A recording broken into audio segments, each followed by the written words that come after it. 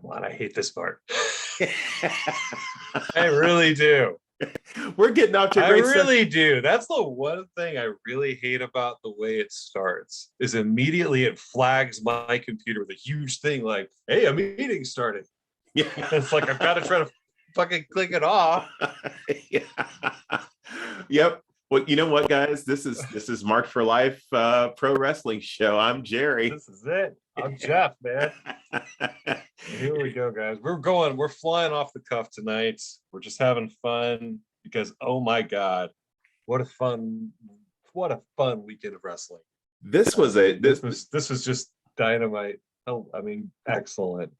You know, I got to tell you, I think the between, you know, the NHL being on TNT and the baseball playoffs, because of that, we got one heck of a weekend of pro wrestling. Right?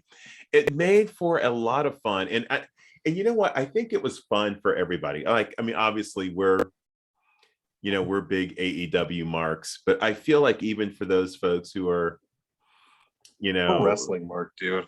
Yeah, I mean, it was just a great week, and I feel like a great weekend of wrestling. I have full disclosure, I know nothing about what happened on Friday night on Smackdown. I don't really either. I didn't, and not casting a shade, I went to a high school football game and I forgot to record Smackdown, so I didn't get a chance to watch it. But I mean, Rampage. Nothing Rampage was great. I mean, nothing in my world blew up and said, "Oh my God, Smackdown crushed it," or anything like that. I mean, nothing like that happened. Yeah. Nothing just said, "Oh my God," it just lit it up. People were talking about Rampage, and they were talking about, clearly about Dynamite last night, which was amazing. I mean, Dynamite last night felt like a pay-per-view. It had the feel of a pay-per-view. It felt like a Sunday night. It felt awesome. Yeah. And it was just tons and tons of fun. Yeah. Which is what it's supposed to be.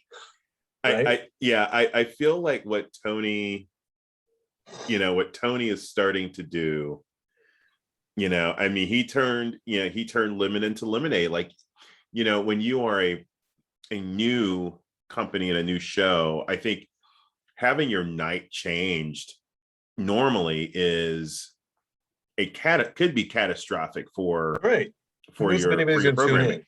Right, who's going to tune in? People are going to show up and like, oh wait, I thought it was going to be on. It's not on anymore. Is it canceled? Like, what's going on? But instead, what he's been able to do, he turned it into an event, a 2-day wrestling event. Make them special events. Yes. And as it turns out, Rampage was awesome. Buy-in was awesome. See, that's the thing. Buy-in, like, it's kind of like, which I love the notion of the buy-in. Oh yeah, we're gonna give you Danielson and Suzuki. And it's free.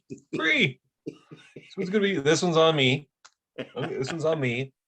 I'm giving you Bryan Danielson, Suzuki for free. Yeah. And, oh my God, dude. I hope Bryan Danielson got what he wanted. I mean, I got to tell you, because I don't know if getting forearm shivered by one of the toughest guys on the planet is what you wanted. You got it. Oh my God, those are some of the stiffest shots I've ever seen in a pro wrestling match ever. Well, I think that Danielson, and I think that everybody in this company is getting what they want, because he came here and everyone else came here to wrestle. Right. They came here to put on pro wrestling shows. Yes. All elite wrestling. Yeah. And there's a reason they named the company that, because that's what they do. Yeah. They're not World Wrestling Entertainment. They are all elite wrestling. And they prove it. They prove it night and night again to me, over and over again. Yeah. And I'm not trying to discredit WWE or SmackDown or anything else. I do believe Roman Reigns is one of the greatest characters of wrestling right now. Not discounting that. I'm just saying, I think the other guys are doing it better. They're doing it better, and they're telling a funner story. If you're telling me that you didn't have a blast watching Dynamite as to compared to the weekly rollout of, Roman and all these guys and 3-hour Raw. I mean, those shows struggle to be fun. Dynamite was just all fun, tons of laughs, even the bad matches. Even the bad matches, we had Punk on commentary swinging us in with some jokes. And I think that's talk about that's well done. Right? Because Hogan and Ford was not great. It was good. Not only was it not great, it wasn't good, and yet it was still fun. They gave them time. They gave them time to be awesome. They gave them. They gave them a. I mean, they had over. I think that was at least a 7-8 minute match. Yeah. With a commercial break in the middle. Yeah. But really rough looking. But it was rough. But thank God we had. They redeemed towards the end. They really got towards the end. They got stronger at the end. Funny. Yeah. I mean that superplex, the Hogan superplex was fantastic. Yes, that was great. That was the redemption of the match by far and away. But I will say this, and this is just I think any pro wrestling match or show. I mean, AEW, there are certainly matches that missed the mark.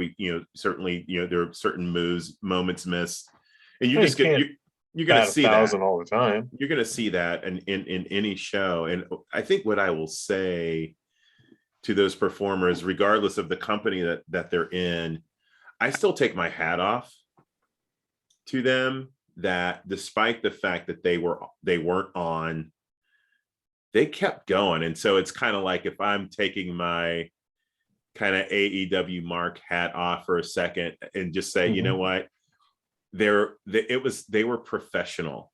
It wasn't great, and it's just like in baseball, like sometimes you have pitchers that they just don't have their best stuff, but they've got to eat up some innings. Right. And that's what that match was. They ate up some innings. They kept going. They didn't mail it in. No, I don't think so. And so, but I think Penelope was clearly a little, at times, very frustrated. You could kind of see it on her face. And she was just like, "Oh my God, what are you doing? What's going on? Like, what is going? You don't even know how to do your own big move here." I mean, that was good, but at the same time, like I said, some lighthearted, pokes from the announce table, and and we move on to the next match. Yeah. That's not a bad thing. We don't have to linger on it or anything like that. It didn't get weird, or WWE has had some matches out and out get strange lately. I mean, well, what was that with Charlotte and Nia Jax just shooting? That was shooting in the ring. Nia just dropped her on her head. Yeah. Clearly haven't seen Nia on TV. Quite a while. Was Nia even drafted? So I don't know if she was drafted, but she got, and probably being written off for a while. And part of what's her name? She's going around like injuring all the, deliberately injuring all the female roster. She's I don't know. I don't even know her name. They're toughy. Yeah, they're toughy. And so I think that was their way of telling Nia, like, until we can be sure that you're not going to kill the franchise. Hurt somebody. I mean, well, and that's the thing. I don't want to say you can hurt somebody. I mean, you might hurt somebody, but there are a handful of people that you cannot hurt, and one of them, the person that's at the top of the list on the women's side of the division, is Charlotte Flair.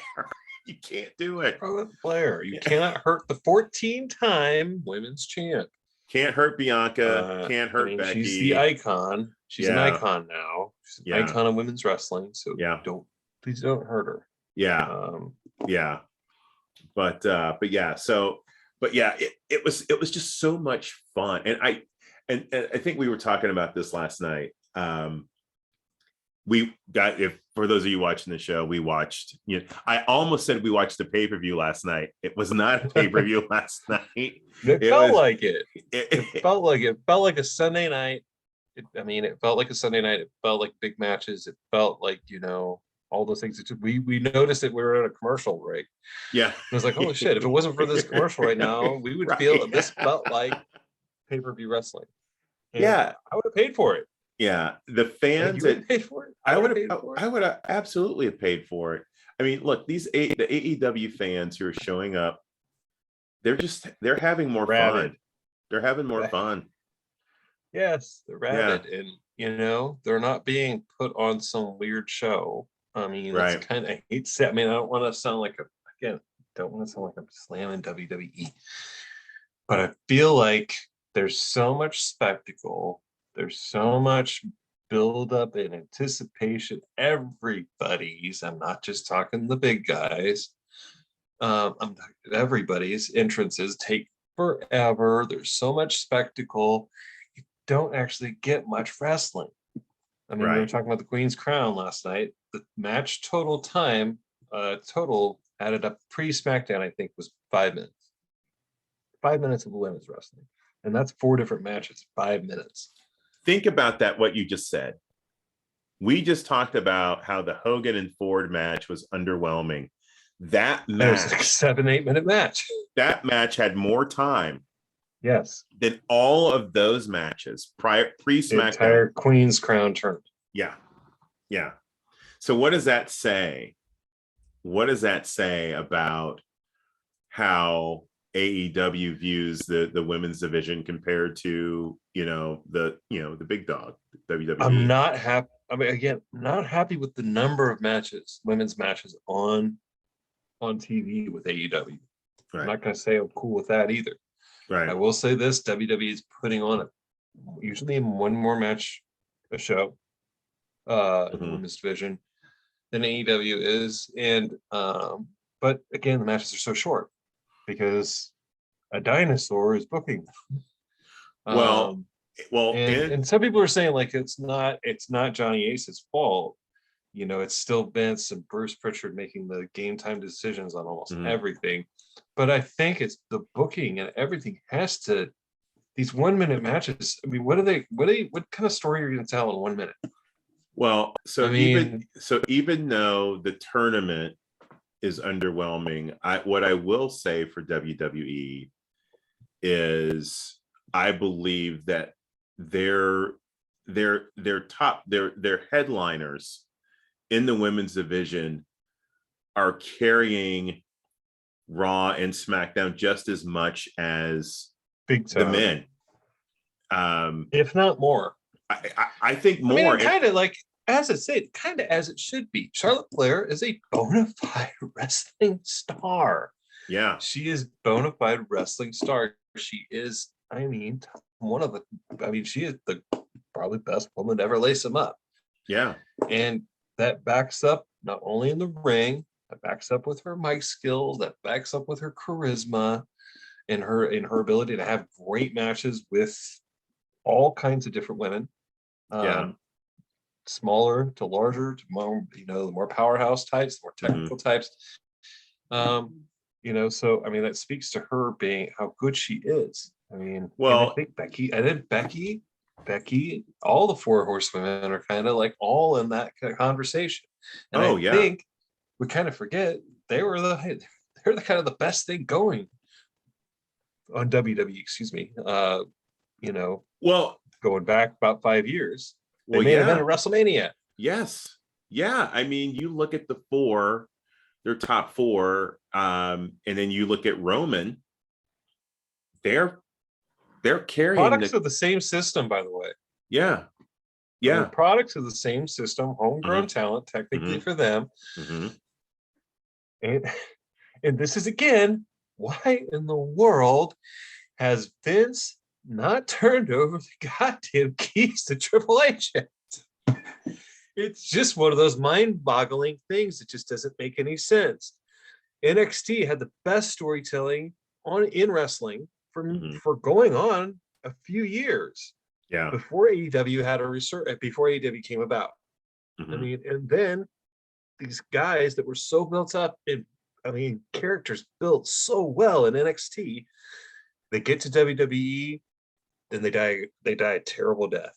Yeah. You know, the only ones that actually really, really made it out of that system, you know, that did really, really well, you know, Vince picked the ones he liked, and then it's like everything else that came up after that has just been, yeah. But look at Adam Cole last night on Dynamite, and tell me how is that not a massive mistake? How is that not a massive slap in the face every time the crowd goes boom? Yeah. I mean, this guy literally, nobody's had to teach the crowd anything. Nobody's had to do anything. These people just fucking love him. Well, that's right out the gate. Yeah. There was no need to kind of give us the backstory on who this guy is. There was no build up, lead up. He's like, it's that, and everyone knows. Like, and so what I will say is that I don't believe they knew it. So I would say that I mean, there may be a handful of folks who are just, I only watch AEW or I only watch WWE, but it speaks to the fact that because everyone knew who Adam Cole was, just like they knew who the Young Bucks were, you know, they were watching NXT. They may not have loved the flagship shows, but I mean, how to at least, I mean, hardcore wrestling fans, I guess, between the two shows, between the two big guys, everybody else, there's, you know, 10 million hardcore wrestling fans, I guess, probably in the United States. They all knew who Adam Cole was, and apparently Vince McMahon didn't. Right. I mean, what does that say? Yeah. What does that say about WWE? What's going on there? I mean, you know, but how did wrestling fans rabid to watch this guy in the ring, rabid to watch this guy wrestle, rabid to see, you know, just to see him in a ring, and Vince McMahon doesn't even know who he is. He's going to have him manage somebody. We're going to rebrand. We're going to see changes there. We're going to see changes. I think we are seeing changes. The folks at Fox, they see it, and I believe folks in the company are sort of, right. Yeah, and so we're going to see some changes in it. And the competition is good for wrestling fans. Oh yeah, that's what it's all about. You don't get Saturday night.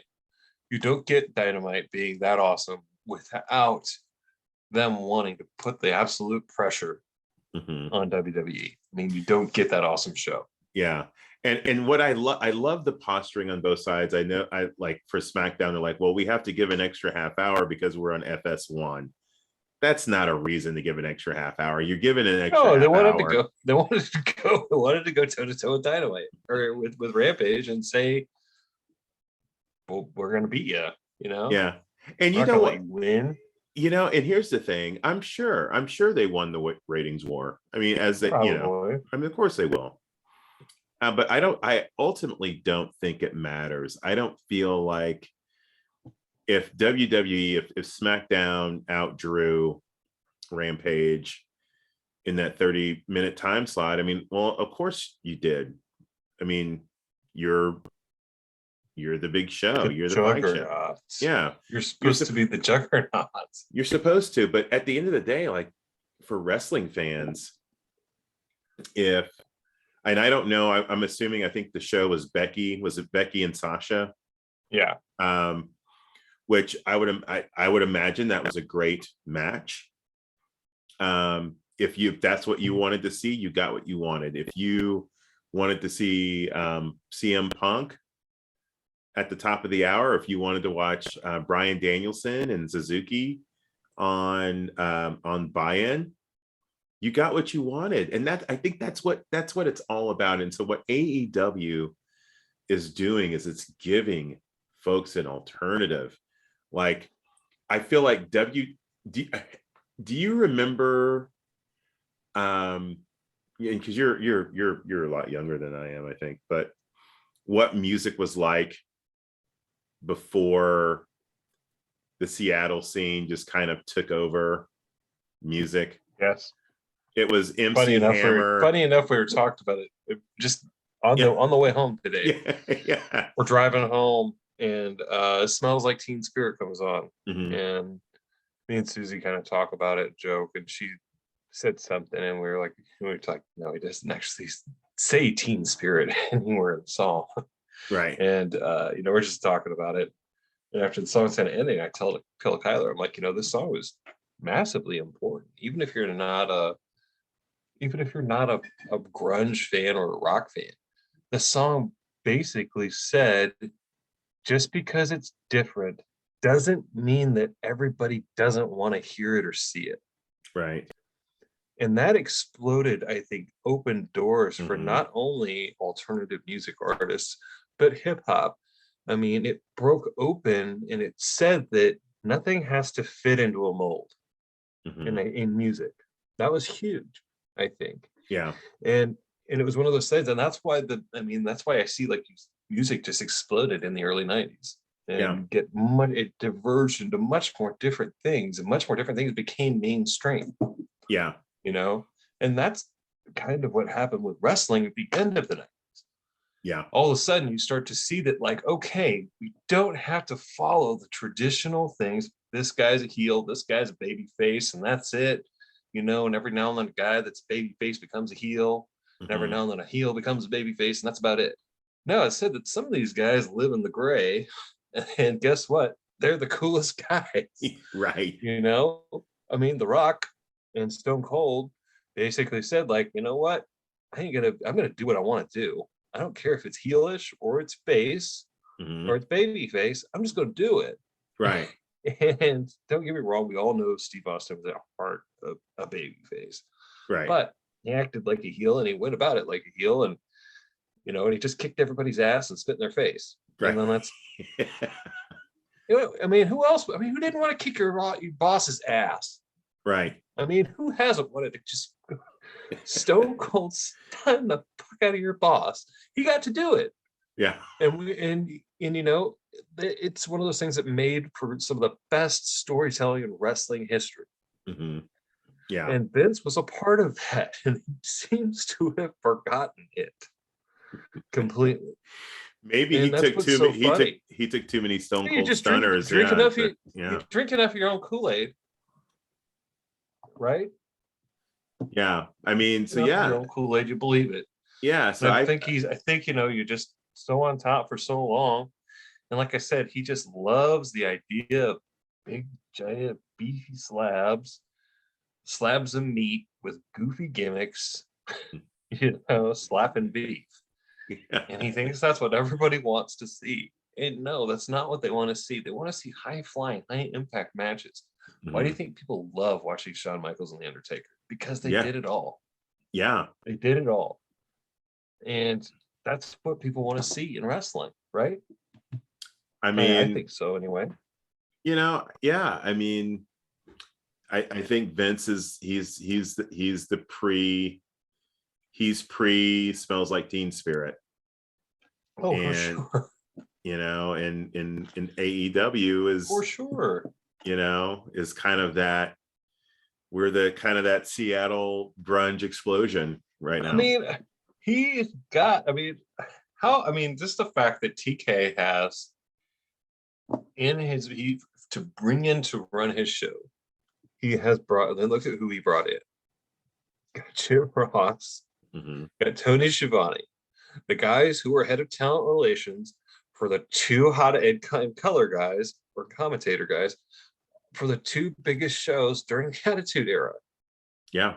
I mean, you're already bringing in tons of wrestling knowledge and expertise, and then you're just adding on to it with all of the guys who are the next level of storytelling, bringing in Kenny Omega, Don Callis, the Young Bucks. I mean, the stories that those guys told in New Japan are still carrying on. Talking about, that's some good shit, man. In wrestling, to keep a story arc going for a couple of years, Yeah. It's not forgotten, and it's not onto something different. It's still going. Man, that's good stuff. And it doesn't last, and you just ride it as hard and as long as you can. And man, this run that the Bucks and O'Neal and Omega are on, and now Adam Cole getting in there, talk about needing a trios belt. Please, Tony, please, a trios belt, super click. I mean, that would be one of the best things I've ever seen. But I mean, we're talking about good stuff. I mean, that's why they're winning. They're winning in the storytelling and the entertaining. I mean, that beatdown of Jurassic Express was one of the best segments on television, wrestling television, in the last couple of years. Oh yeah. I mean, we were dying. I was laughing so hard. I mean, and it was fun, and it's just, I mean, that was just so great. And then they're not only shooting on Twitter, everything else. I mean, they're making light of everything, not only just beating the tar out of those two guys, making fun of the botched powerbomb, making fun of, the fake Jordans, making fun of everything, I mean, the Cutler spraying the camera with cold spray. I mean, all of it. Yeah. I mean, that is, I mean, we're dying. Yeah. And that was like I said, that was one of the best, backstage segment, whatever's not in ring action segments I have seen in many years. That's up there with Stone Cold. Yeah. Vince with the piss pan. Yeah. I mean, that's up there. I mean, I thought that was just great. Yeah, what we're seeing, I feel like they're all having fun. As fans, we're all having fun. And it'll be interesting to see what Tony Khan does right now. Seeing the success of Grand Slam, obviously, and now this weekend here. It'll be interesting to see what he decides to do. I going into 2022. I imagine that, the Supercard pay-per-view, an American Supercard pay-per-view would be, that I feel like it's, why not? At this point, why not have an Impact, AEW Impact, NWA, WOW, New Japan, and GCW. Yeah. Why not? Yeah. At this point, why not? Do it on the same day as WrestleMania. Why not at this point? And make it free. No, don't make it free, but I was kind of disappointed to see Full Gear's same day as Big New Japan doing a huge pay-per-view the exact same day. Yeah, that's a miss. Did we ever find out why are we doing this? Did we ever find out why they moved the date of Full Gear? Because it was originally going to be like a week before. It was going to be it was supposed to be in St. Louis, that St. Louis, that after that Rampage that we're going to see. But yeah, I don't know. It's just, I don't know, arena booking issues, something like that. Yeah. Who knows what would happen there? But yeah, I'm excited to see what Tony's able to do. If he was able to turn this week's what should have normally been like a scheduling fiasco, turned it into gold. Massive win. Yeah. Pure gold. That was good stuff. What was your favorite? Did you have a favorite? I think you talked about the Super Click attacking. That was so good. But the trios match. The trios match. Trios match was Friday night, wasn't it? No, the trios match was last night. Yeah. With Dark Order, I thought that was spectacular. Yeah. Good stuff. Like I said, I really am hoping for deep in my heart, I'm hoping for a Bray Wyatt takes over Dark Order, screws Hangman out of the title. I kind of love that angle. And I just think that's one of those things that it could be, terrible for Adam Page professionally, but just keep pulling that world title out of his reach. Yeah. I kind of like that concept maybe with him. Yeah. But it's just always one match away. He just can't quite get there. That way, when he actually does get it, it's even more about it. It's even greater. But I did like that. And as far as matches go, I liked Britt getting into it with Anna Jay. That was pretty awesome. Anna Jay Cotter. That was Cotter flush. Yeah. Cotter flush on that one. That was pretty wicked. Yeah. Danielson Fish was good. Bobby Fish has just proved himself to be awesome. I mean, I don't know what his mic skills. I mean, Undisputed Era was, I mean, they were a big thing in NXT, but I don't know how great his mic skills are. I'm not that familiar. But man, his in-ring ability is outstanding.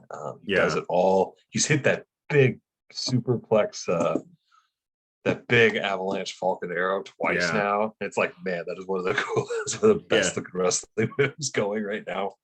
I said I dug that big time. How about you, man? What stuck out for you match wise? Oh my gosh. The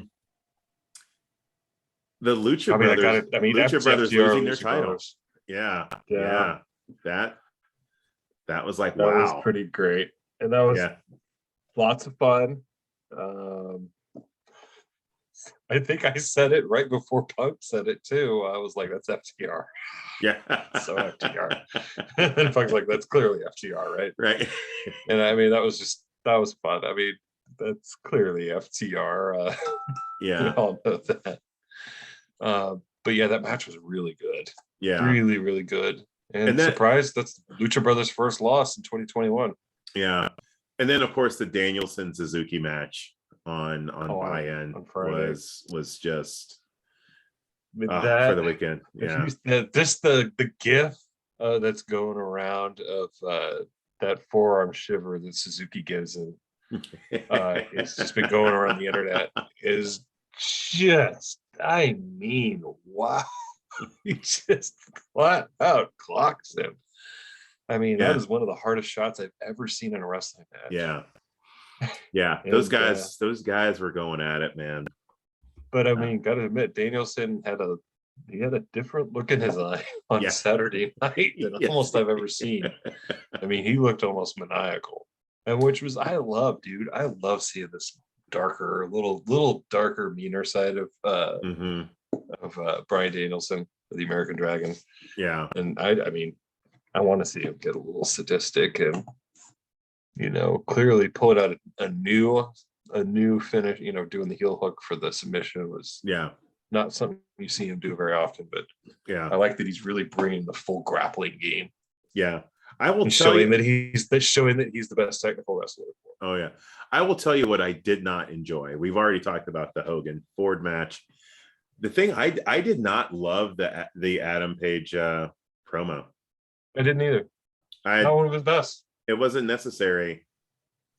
I mean, I guess for a new audience, if you tuned in because of starting with Grand Slam or whatever, I get it, but I felt it was too long, and it was too, I think if you're going to be the cowboy shit guy, I don't want you coming in talking about your feelings and all that stuff.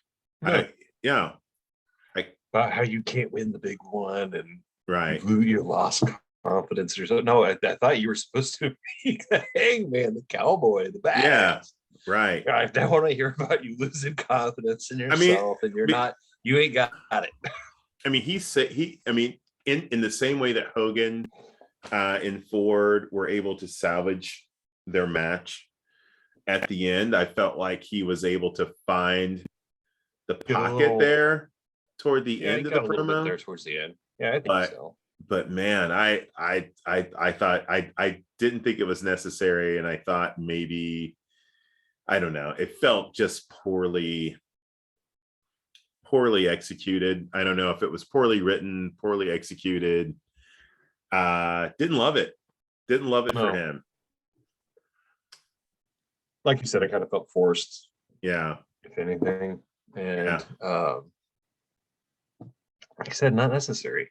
I think it almost pays off higher to have him come out and have Omega, interrupt him.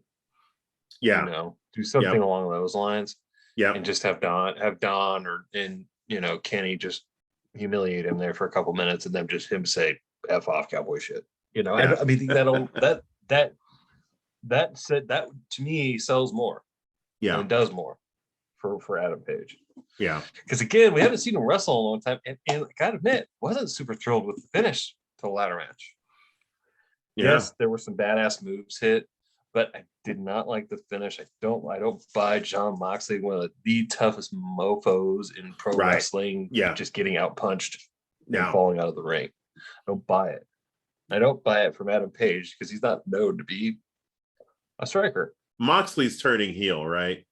I mean, do you feel that? I mean, I gotta feel maybe he is. Maybe they're gonna do an impatience thing. I also think that they might have him. He might lay down for Orange. I feel like they might be. This is deep cut. I'm gonna go deep cut, and say that I think we're about to see the next layer of Orange Cassidy's character come out. Well, and they've been showing us pieces, right? Just they took off the sunglasses and yelled at Statlander. Took the sunglasses off, last night to check on Wheeler, which was like not common. I kind of thought maybe something was going to happen there, but and now it looks like they're for sure lining up to have a Mox Orange match. Oh, 100%. So, and I think we might see Orange just go fucking nuts on Jon Moxley.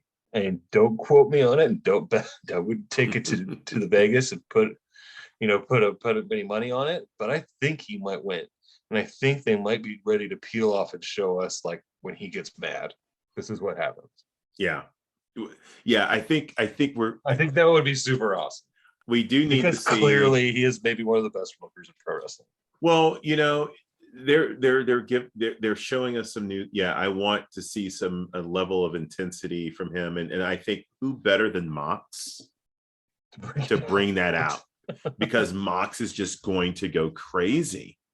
Oh yeah, on him, right? If he even tries to play the tappy tap game with him, Mox will probably just knock his head clean off.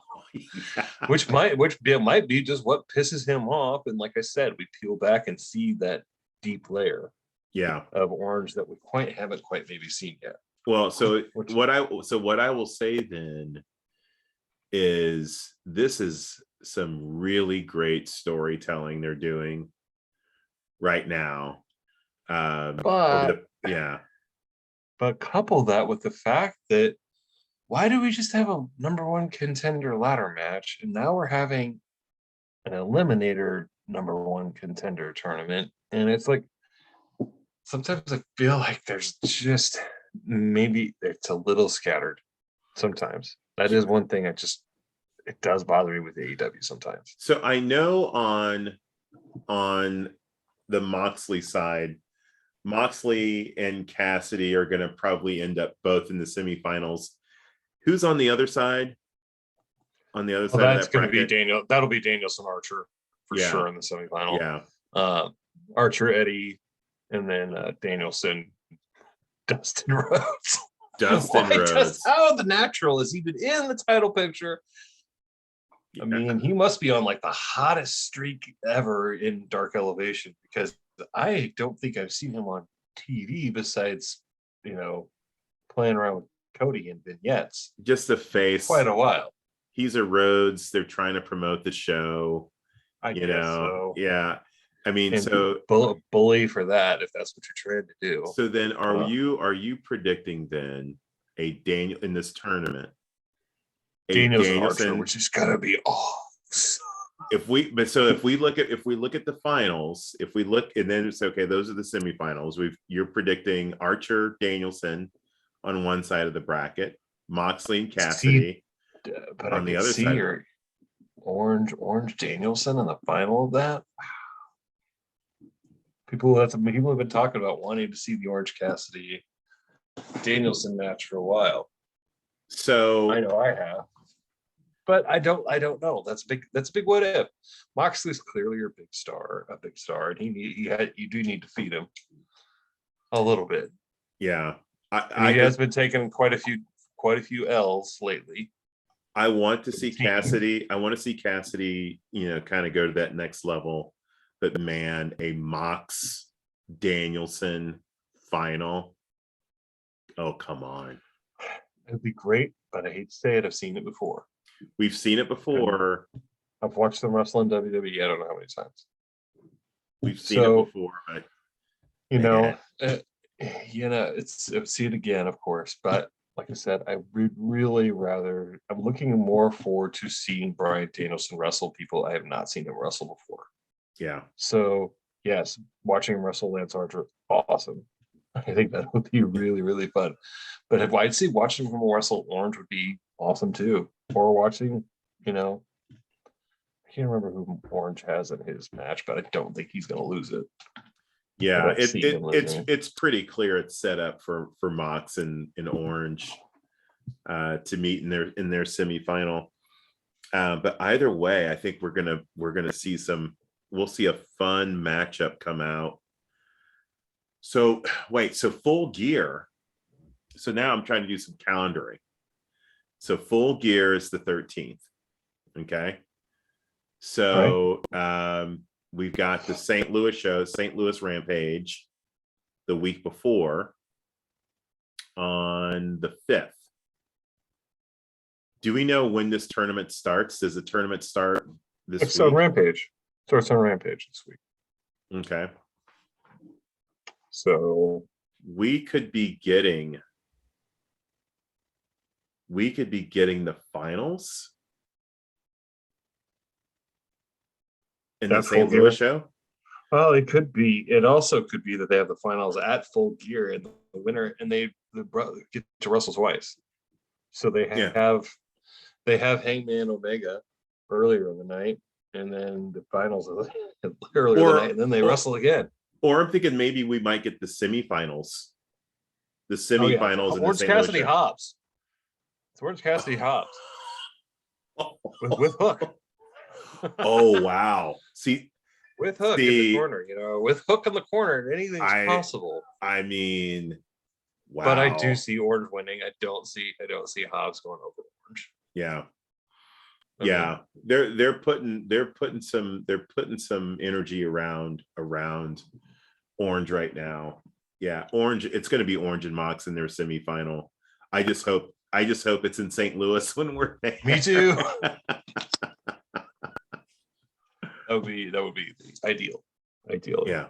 Yeah. But you're right. I don't know why we need the tournament, but hey, I'm never, we just had a number one contender crowning event. You don't need to do the next thing like I said, maybe too much fun stuff in the writers' room at AEW. TK, we know. So maybe take it easy, guys. Yeah, just take it easy. Yeah, I'm really interested to see what Miro does when Miro what will Miro's return look like? Yeah, Miro laying off, abstaining until the belt comes back to him. Yeah, and not in the title hunt either for the in the Eliminator. No. Somehow the natural Dustin Rhodes deserved a spot more than Miro. Well, you couldn't put Miro in that tournament. I don't think. It doesn't work. It's not fair. It's not fair. He needs to match everybody. Yeah. So I mean, I guess he's going to come back after Sammy. I hope he doesn't. I hope he doesn't. I want Miro now. Like, I want him just decimating people. Oh yeah. Until he gets a contention for the world title. I want him throwing Fuego into dumpsters every week. Like, you know what I mean? I want him just like ruining that guy Fuego del Sol's life. Just power bottoming him to cars and stuff every week until he gets his title match. That's, I think that would be ideal in my opinion. Yeah. So I'm excited for Miro's return. Yeah. The sooner we can get him back in the ring, but the other guy I want to see in the ring is Andrade. I'm interested. I'm now like, Pac finally. Yeah. Pac finally made it back to the US. He's been stuck. He's still been stuck in a bag at the UK airport that Chavo Guerrero shoved him in like 3 months ago, and he finally made his way out. Andrade Pac. It's like, oh my God, he finally made it. Yeah, that's gonna be fun. Getting Andrade and Pac, back. Yeah, big time. I mean, I want Andrade like all the time. I think he's he's just so good. And like I said, he doesn't need to talk at all. It's not necessary.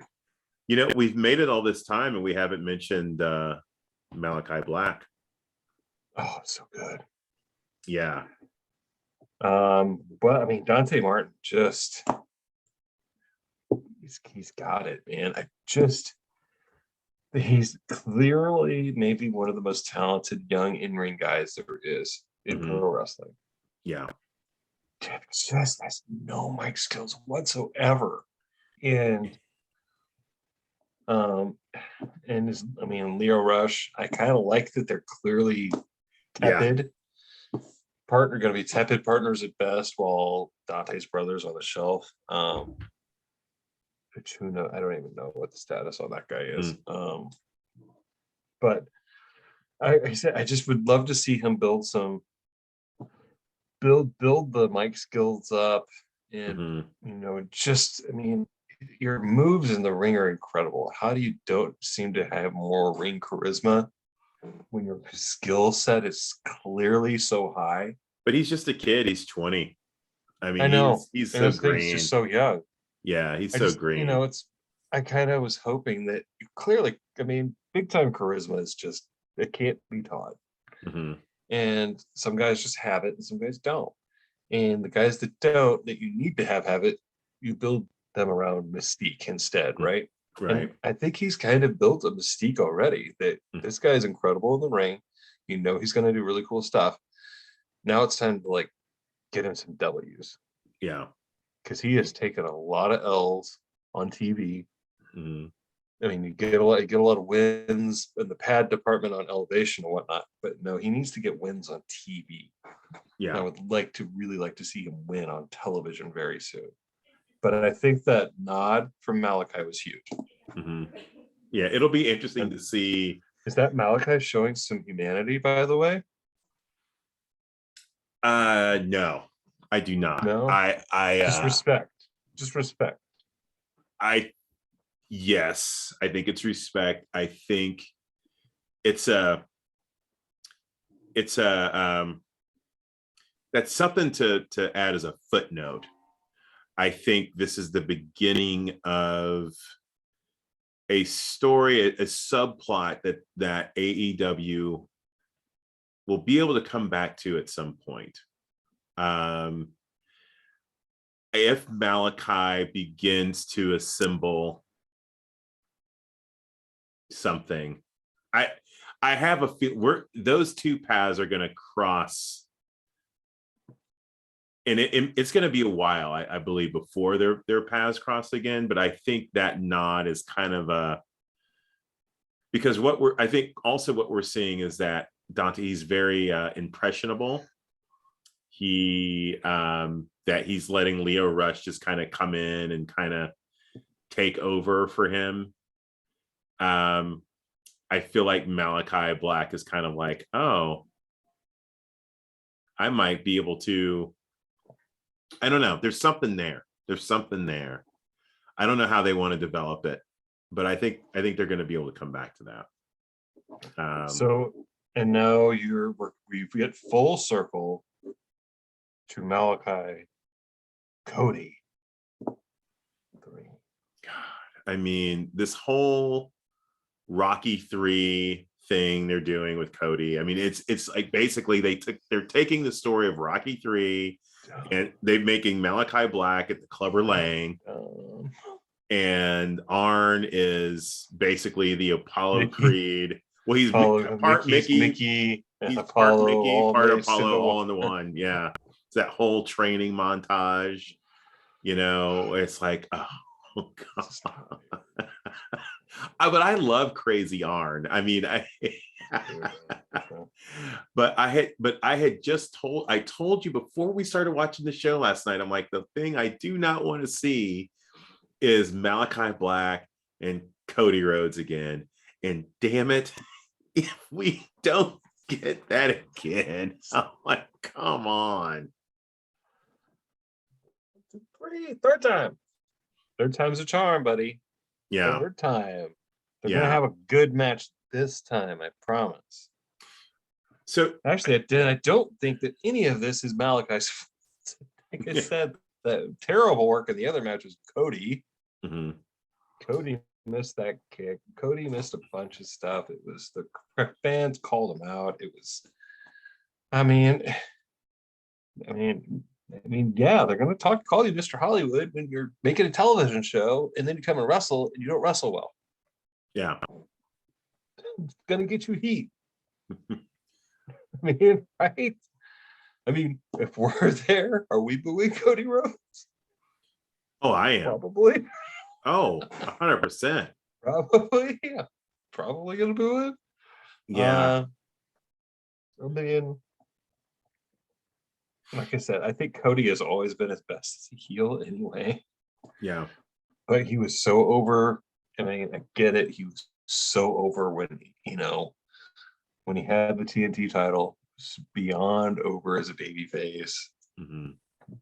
But that was over a year ago almost now. So yeah, maybe it's time to move on from that and be what you were, be what you were born to be. Yeah, Arn said, he's like, look at this picture boy. This is your dad giving me 36 stitches in the head, beating me up, and I had it coming. And I'm like, hey, did, but so did the Dream, and all those guys were pretty bad, pretty awful. So, yeah. I mean, Dream, Four Horsemen, they were all bad guys. So, because just be what you are and just embrace it, and don't kid yourself too much. Yeah, I think this whole professional wrestling, the show is just, don't take it too seriously. The show he's got, and there's obviously been a move to make him a face for AEW, and I think the goal is to propel Cody to be the next breakthrough wrestling star that becomes more than just about wrestling. That whole stupid. He's supposed to be their John Cena or Triple H. Yeah, right.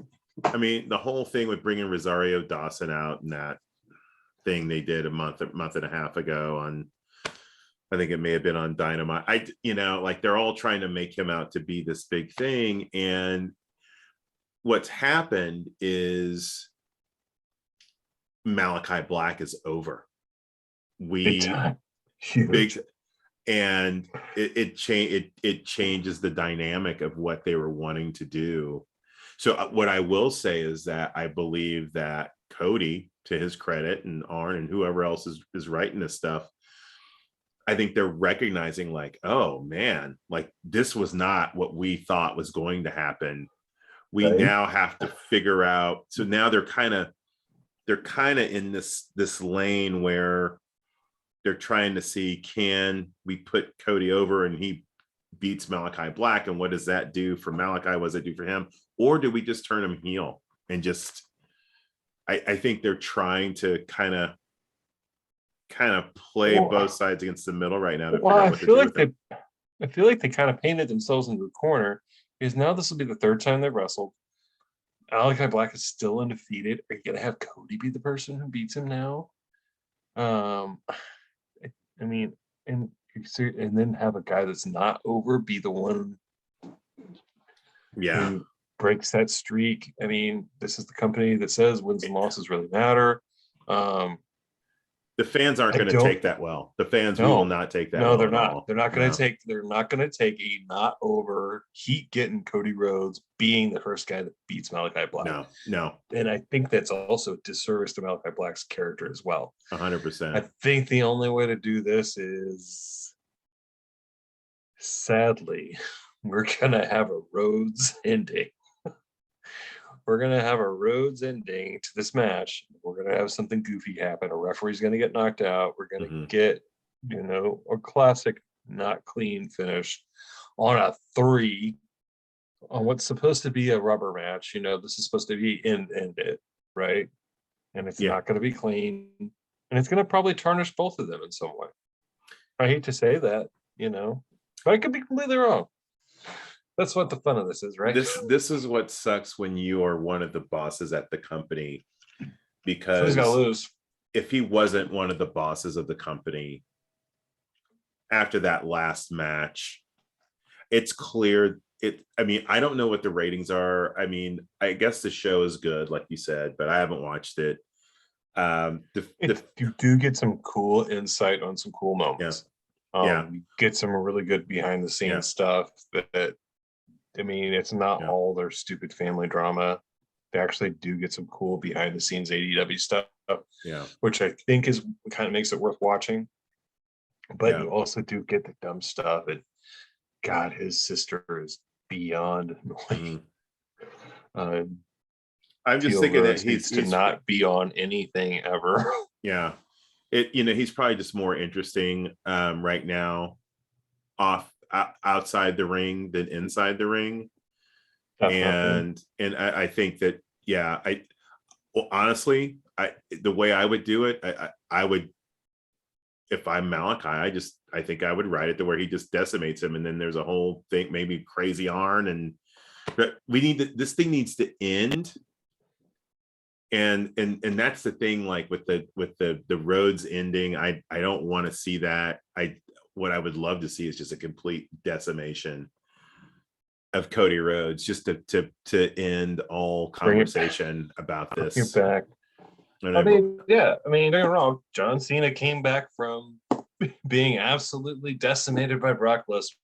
Yeah. So, I mean, you do get to come back from it. It is possible. It won't be the end of the world if Malachi Black just absolutely kicks his ass. Because like you said, we all want to see. We all know what wrestling is, and we're in on it. And I think the wrestling fans would be like, "You get us. You know that we don't want to see this. You've already committed to doing this." I think TK knows that. Yeah. Oh yeah. I mean, and I think it's hard. And I hope Cody knows that. I know Arn knows that. I think he probably knows it better than he wants to admit it. Yeah. I mean, it's at some point, somebody's got to be the guy that gets the belt, and somebody's got to be the guy that takes the L and say and realizes that this is their place and time to do this thing. And somebody was talking about Tall Paul. I remember once in the conversation, they're like, "What are you even on?" Like, and his response was, he's like, "Man, I haven't won a wrestling match in like 5 years. What are you talking about?" He's like, "I'm trying to put up with the young guys." He's like, "That's my job." And he's like, "Yeah, you may not want to see me truck it out there, but," he's like, "I ain't won a match in like," he's like, "I haven't won a match of significance in forever." He's like, "I lose all the time." It's like, that's what I'm supposed to do.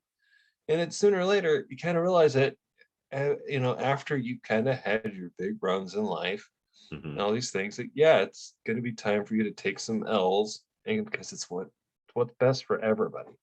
Yeah. Yeah. And this is that time in Cody Rhodes' career. Yeah. You know, don't get me wrong. It's going to be Punk's time to do that too. Mm-hmm. Why do you think he's doing all this? Why do you think he's wrestling everybody and he's not even in the world title picture? Right. He's setting it up so that he can take losses to people in the future. Mm-hmm. And it's not going to hurt him. And it's not going to hurt his character at all. It's going to make it better. And he's going to make these younger guys better too. I think it would be a good idea if Punk, I mean, he might not ever even want the AEW title. Oh, I don't. Or he should take it when should take it when he's a heel. No, I don't think he wants it. I mean, he's still rounding himself into shape. I don't think he wants that. He's so good on commentary. I mean, he is beyond good on commentary. Well, that's why Fox wanted Vince to make a play for him to money. But hey, they got Pat McAfee instead. So hey, they got Pat. He can shriek like a little girl all he wants. And apparently, dude, they did have good matches last night. Apparently, they're saying that Sasha, Becky was maybe one of the best women's matches on TV in recent memory. But they also did. You're one of our favorite scenarios in wrestling. The almighty contract signing with Brock and Roman going into I did see that. Yeah, the sands of time. Crown Royal, the purple bag. No, Crown Jewel. Going into Crown Jewel. But and apparently there was one of the Carmella matches. Apparently, well, I will say that I am interested in seeing how Paul Heyman. That's the only thing I'm interested in that storyline is how does Paul Heyman, because he always lands on his feet. Roman shooting on CM Punk, forgetting that Paul Heyman was CM Punk's guy. Right. Like, come on. Yeah. Like, come on. There's got to be there's somebody got to be helping these guys write their tweets, right? Yeah. Yeah. I don't know. It's just the fact, like we said, that Roman Reigns is shooting on Punk just has to say that the needle is moved, and WWE definitely is scared of AEW. Well, I think they have reason to be. They have reason to be, and I think that they're going to step their game up. I hope they do for the fans, for the people who are spending their money to go to a live wrestling show, or giving them 2 or 3 hours on Monday, 2 hours on Friday, paying their peacock bucks, yeah, hard-earned peacock dollar. Yeah. So I hope for the fans' sake, because I'm I'll tune in when I can.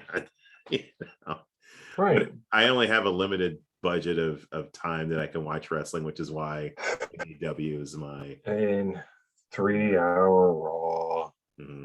I mean, the 3-hour Raw is, like I said, it's so much spectacle. It's so much filler. There's just not. I mean, it's a 3-hour show, and they baby wrestle for 50 minutes of a 3-hour show. I mean, that's not much of a wrestling show. That means it's a lot of entrance, a lot of talking, a lot of promos, a lot of vignettes, and it's by the 3rd hour you're just exhausted, and we can't keep it fresh. No, that's hard to do every week. 3 hours of, or in their case, 5 hours of television content. 7 if you count NXT. Oh, that's yeah. 7 hours of wrestling if you count NXT. That's just, that's a lot. I think AEW gives you, probably the same amount of content. Clearly, Dark Elevation and Darker. Electives. They're not necessary. I mean, you get flashes of them. I wish I wish they would just do a freaking video package and say, this is what happened on Dark. this amazing feud came to an end.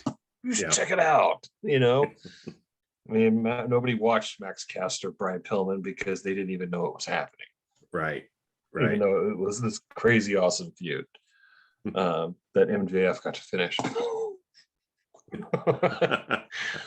MJF, I mean, speaking of, what a talent. Yeah. I mean, the fact that he can walk out cold, not even have a match, and get so much heat. It is, like I said, it beyond impressive. I mean, I just, the guy is incredible. And and I cannot wait to see for him to ascend a little higher into the mid upper mid card to upper card. Yeah. I mean, he's just so much talent. Oh yeah, he's or great, to go mano a mano with like a Punk or somebody else, Yeah. That would be just, I think, amazing. Yeah. Yeah. I'm excited for this week coming up. I think good stuff coming. Yeah. For sure. I believe is the tribal chief going to be on Raw this week? I guess so. Yeah. Are you going to acknowledge him? Oh, I might have to. Yeah. Like I said, if you're in a foreign country and you've never seen professional wrestling before and you turned on SmackDown, you would think that this guy is the most badass man on the planet. Yeah. If you didn't know pro wrestling is fake. But we do. So it's a gimmick and I see through it. And I mean, I think it's great and I think it's awesome. And I think, like I said, he is, I think, maybe one of the best workers in professional wrestling right now. But I don't find it appealing. Yeah. I mean, it doesn't make me want to watch SmackDown every week to get to watch the Chief talk and be acknowledged. Yeah. Well, I will be watching the pay-per-view at some point. I'll watch SmackDown and yeah. I'm thinking I'm watching Crown Jewel. Yeah. For sure. I'm gonna watch the Saudi house show. Yeah. And see what happens. Yeah. I mean, what do you think? I mean, call it up. Who do you see going over? Brock Roman? How do you think the match will finish? It won't be a clean finish. It'll be some, maybe John Cena coming in and I don't know, do it, I mean, he's got a new show. He's got the Peacemaker is going to be hear the John Cena music kick and a new T-shirt and a new hat color. He's going to run down the ramp. He'll exact down the ramp and bust it up. Yeah, he'll exact his revenge. Yeah. Why not? Get to see John Cena, Lesnar, 65, or any of the rest. I mean, yeah. Again, it's just one of those things. Vince being Vince, right? Yeah. Yeah. So it'll be fun. Don't fix it. Yeah. People love Roman Reigns. Yeah. People love John Cena. Yeah. It's just John Cena, Roman Reigns. Yeah. So on our next show, we will we'll have obviously Dynamite to break down and then we'll talk about a lot. There's gonna be a lot of wrestling to talk about this week. A ton of wrestling this week. For sure. Crown Jewel, Crown Royal, the Sands of Time. Yeah. I'm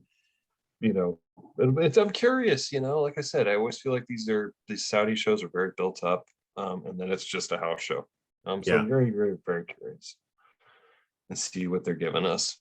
But on that note, I think we will see you guys next week. Thanks for watching, guys. Please like, subscribe, leave us some comments, tell us how we're doing. We appreciate it. Thanks for watching. Peace out, y'all.